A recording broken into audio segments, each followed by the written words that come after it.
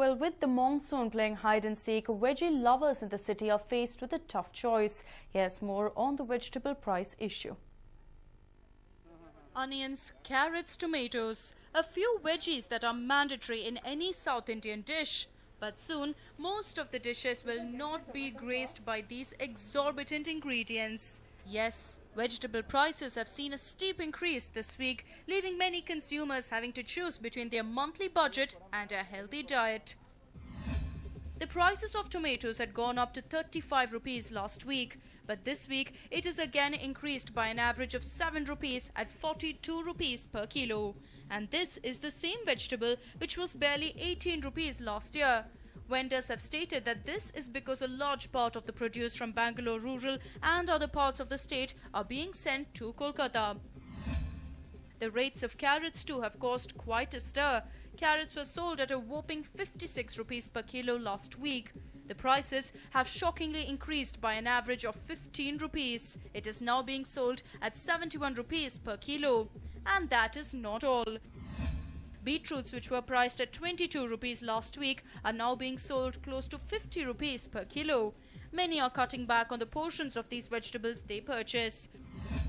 Onions, on the other hand, have brought a little respite for the consumers. It was priced at 43 rupees per kilo last week, but the rates have gone down by 3 rupees. The onion rates might have reduced, but many complain that 40 rupees for a kilo of onions is still quite high. Majority of the consumers, especially the ones coming from a financially weaker background, are unable to digest these new rates. ಬಡತನ ಇರೋರಿಗೆ ತುಂಬಾನೇ ಕಷ್ಟ ಆಗ್ಬಿಟ್ಟಿದೆ. ಯಾಕಂದ್ರೆ tomato, ಈರುಳ್ಳಿ ಅದೆಲ್ಲ ಪ್ರತಿದಿನನೂ ಪ್ರತಿ ಸಾರಿಗೂ ಪ್ರತಿ ಪಲ್ಯಕ್ಕೂ ಹಾಕುವಂತ ಒಂದು ಪದಾರ್ಥ ಆಗಿರೋದ್ರಿಂದ ಅದು ಬೆಲೆ ಜಾಸ್ತಿ ಆಗಿರೋದ್ರಿಂದ ನಮಗೆ ತುಂಬಾ ತೊಂದರೆ ಆಗ್ತಾ ಇದೆ. ಅಕ್ಕಿ ಯಾವ ತರ 1 ರೂಪಾಯಿ 2 ರೂಪಾಯಿ ಮಾಡಿದಾರೋ ಅದೇ ತರ ಈ ತರಕಾರಿ ಇದು ಮುಖ್ಯವಾದ ತರಕಾರಿ, ಎಲ್ಲರೂ ಬಡವರಿಗೂ ಶ್ರೀಮಂತರಿಗೂ ಎಲ್ಲರಿಗೂ ಬೇಕಾಗಿರುವಂತ ತರಕಾರಿ. ಇದನ್ನ ಮಾತ್ರ ದಯವಿಟ್ಟು ಸರ್ಕಾರ ಅದಕ್ಕೆ ಟ್ಯಾಕ್ಸ್ ಹಾಕದೆ ಕಮ್ಮಿ ಮಾಡಿ ನಮಗೆ ಬಡವರಿಗೆ ಒಂದು ಉಪಯೋಗ ಆಗುವಂತೆ ಸಹಾಯ ಮಾಡಿ. Limited supply and increased demand are being cited as the reasons for these new rates. The vendors too have no choice but to stick to the new rates if they want to make a profit.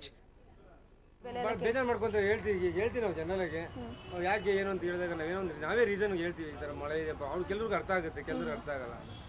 ಕೆಲವರು 2 KG ತಗೊಳ್ಳೋರು ಬೇಡಪ್ಪ 1 KG ಕೊಡಿ ನೋಡೋಣ ನಾಳೆ ಕಮ್ಮಿ ಆದರೆ ಕಮ್ಮಿ ಜಾಸ್ತಿ. It definitely is a bad week for veggie lovers. With the monsoon playing hide and seek, how will the markets react is what remains to be seen. Shobha Jojiga, News9, Bengaluru. Moving on, they live in huts without any proper foundation or walls, but still they are luxurious residents of these huts. Take a look as to why. The Ambedkar layout on the outskirts of Bengaluru is a layout with only huts around. And these huts can be called high-tech huts as they have all the high-tech electronic goods, including television, mixers, speakers running through the day.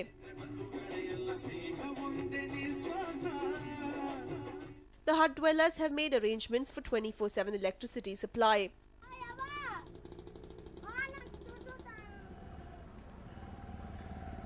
But how have they done this? These residents are illegally taking electricity from electric poles by using low-cost wires. The state of these wires are dangerous. The residents of the neighbouring area fear danger of short circuits in these huts. ಎಲ್ಲ ಕ್ರಮವಾಗಿ current ಕೊಟ್ಟಿದ್ದಾರೆ. ಅಲ್ಲಿ current ವೈರ್ಗಳೆಲ್ಲ ಶಿಥಿಲಾವಸ್ಥೆಗೆ ಬಂದಿದ್ದಾವೆ. ಅವೇನಾದರೂ ಹೆಚ್ಚು ಕಡಿಮೆ ಆದರೆ current ವಿದ್ಯುತ್ shock ಆಗಿ ಸರ್ಕ್ಯೂಟ್ ಆಗಿ ಮೊನ್ನೆ ಒಂದು ಗುಡ್ಲು ಸುಟ್ಟಿದೆ ಕೋಟಿಂಬಾಗ. ಅದೇ ರೀತಿ ಮತ್ತೆ ಎಲ್ಲ ಕೂಡ ಸುಟ್ಟು ಅದು ಅವಘಡ ಸಂಭವಿಸಬಹುದು. ಅದು ಆಗೋದಕ್ಕಿಂತ ಮುಂಚೆ ಎಚ್ಚರ ವಹಿಸೋದು ಒಳ್ಳೆಯದು. But who is to be blamed for such negligence? The hut dwellers were promised permanent houses by the government in 2004. After 10 years, they still have not got their houses as the construction is underway. With no other place to go, they have made these huts their permanent homes. And also, they are decking it up to their requirements. They are not eligible for legal water or electricity connections as they live in temporary setups. Without any other option, they are illegally stealing power from the electric poles using cheap quality wires to run the home appliances. ಇಲ್ಲಿ ನಾವು 2004ರಲ್ಲಿ ಬೆಂಕಿ ಬಿದ್ದುಬಿಟ್ಟು ಗುಡಿಸಲು ಸುಟ್ಟಾಗ ಸರ್ಕಾರ ವತಿಯಿಂದ ತನಿಖೆ ಮಾಡಿಬಿಟ್ಟು ನಿಮ್ಗೆ ಮನೆ ಕಟ್ಟಿಕೊಡ್ತೀವಿ, ಪರಿಹಾರ ಧನ ಕೊಡ್ತೀವಿ ಅಂತ ಅಂದ್ಬಿಟ್ರು. ಪರಿಹಾರ ಧನನೂ ಕೊಡಲಿಲ್ಲ, ಕೊನೆಗೆ ಮನೆನೂ ಕಟ್ಟಲಿಲ್ಲ. ಈ ಥರ ಒಂದು ನಿಲ್ಲಿಸ್ಬಿಟ್ಟು ಈಗ 10 ವರ್ಷದಿಂದ ಮನೆ ಸ್ಟಾರ್ಟ್ ಆಗಿರೋದು ಇವತ್ತಿನ ಬರೋದು ಕಂಪ್ಲೇಂಟ್ ಮಾಡೋಕ್ಕೆ ಸರ್ಕಾರದಿಂದನೂ ಆಗಿಲ್ಲ. The negligent BESCOM officials feign ignorance about the development taking place in these huts. Instead, they collect 40 to 50 rupees per month from these dwellers and let them steal power without caring much about the risk factors associated with it. These huts look like they're a ticking time bomb, a tragedy awaiting to happen if proper measures are not taken in this regard. Murthy B, News9, Nelamangalam. And a residential area in Bengaluru has been facing numerous issues. What makes the matter worse is that this is the constituency of a political bigwig. Here's the report.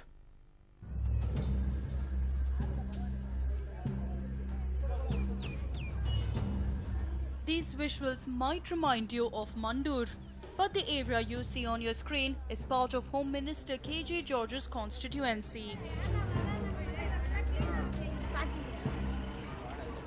Before we tell you about the garbage issue here, let's remind you that there has been no power supply in this area for the last 5 days.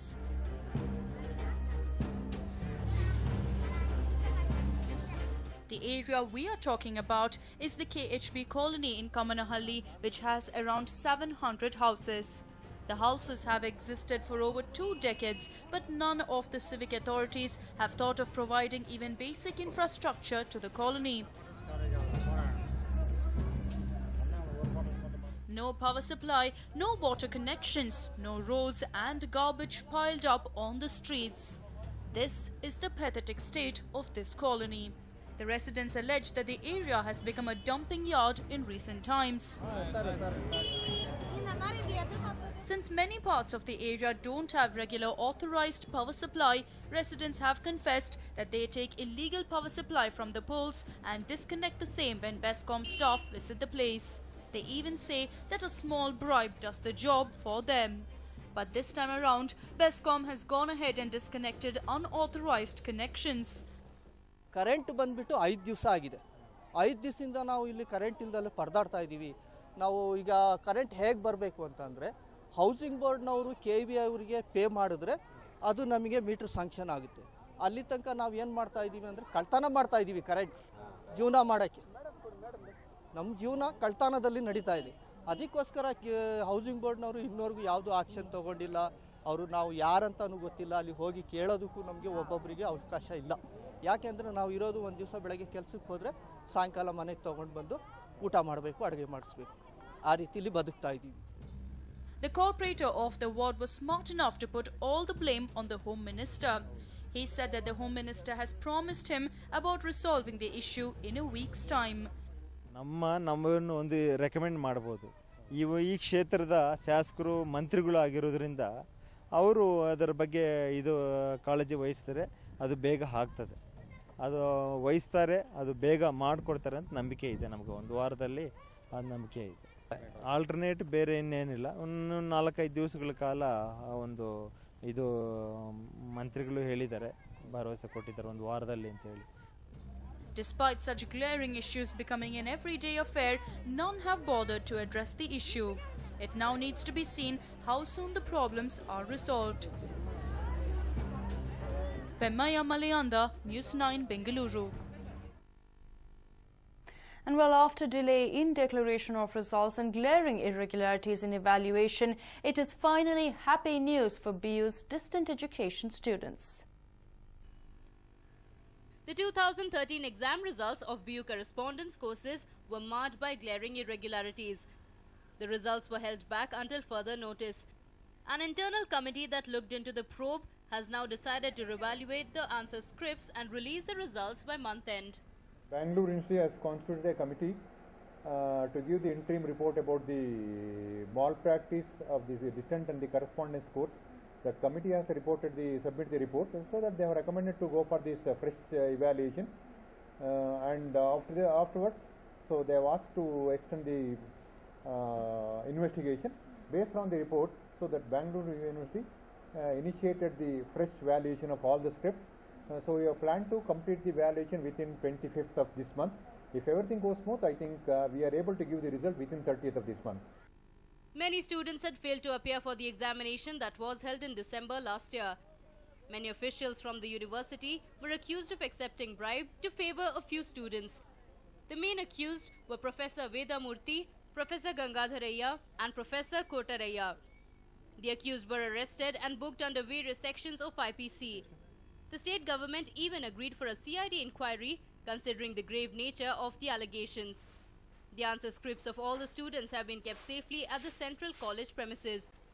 Identities of the new custodians and evaluators have been kept under wraps to avoid further irregularities. The committee has agreed to conduct the re-evaluation this time under police supervision. The results were to be announced 2 months ago. The students can heave a sigh of relief at least now, considering that the university has promised to declare the results by month end. Amrita Patil for News9, Bengaluru. And well, it was a good sign as rain started pouring across the state, but the residents and motorists in Namma city had a tough time negotiating through roads as well as underpasses overflowing with water. The underbridge in Doddanakundi posed a big problem to commuters. Several vehicles were stranded in knee-deep water, but they were those two who were seen enjoying the rain getting drenched.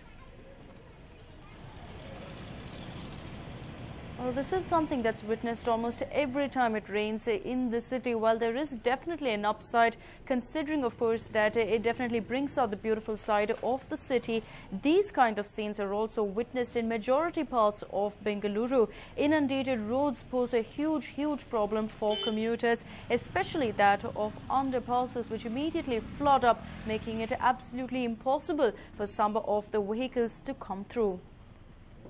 One such situation was witnessed in Doddanakundi, where in fact an underpass was seen completely filled with water. Residents and commuters, of course, left with no option but to use the underpass, considering that they needed it for their daily commute. Well, water being not supplied to those who don't foot the bill is something that we have heard of. But an apartment in Bengaluru is faced with a unique problem. Here's a report. This tap hasn't seen even a single drop of water. The wait for water has now crossed a year and a half. The residents of MV Pride apartment have been facing acute water shortage and don't have a solution to the same. They've remitted the prescribed fee of about 8 lakh rupees to BWSSB. It has been a year and a half since they made the payment, but they haven't been blessed even with a single drop of water. What makes the matter worse is the fact that most of the residents have even paid a fine since they paid the fee just a day later. But despite so much happening, officials seem to be happy receiving complaints from them rather than doing something to address the issue. Water connections have been provided to them under the Greater Bangalore Water and Sanitation Project for Kaveri 4th phase. Despite a pipeline being present for the supply, the residents are forced to get their share of water through water tankers. 1.5 years, this BWSSB officials, they're telling we have to bring, we have to see blueprint reading, and we are not find the values. So many reasons they're telling, and even though corporate also informed them, but even though they are not responding, officials, we are tanker supply only. We are spending a lot of money for the tankers. The tanker water that we are getting here, it is really affecting the health of all of us, not only the adults, but for the kids and the children who are very small, because the water quality is not at all good. We want the Kaveri water because it's already been due for almost 1.5 years now, and we are waiting for the Kaveri water. At least the drinking water will be good for the kids. It is impacting their health very badly every time, So, and this place is on the roadside, so the pollution of the air is also there, but that we cannot control. But at least the water, we need to have a little, good water to drink, which is Kaveri water. BWSSB officials finally visited the place after repeated complaints and verified the connections. They've now told the residents that the blueprints of the connection along with water level needs to be checked. The chief engineer has promised to resolve the issue at the earliest. Residents have remitted lakhs of rupees for water connections, but the water board officials have been happily ignoring their pleas. Yet the residents have decided to trust the chief engineer's promise and stay optimistic about getting water connections. Anand Burli for News9, Bengaluru.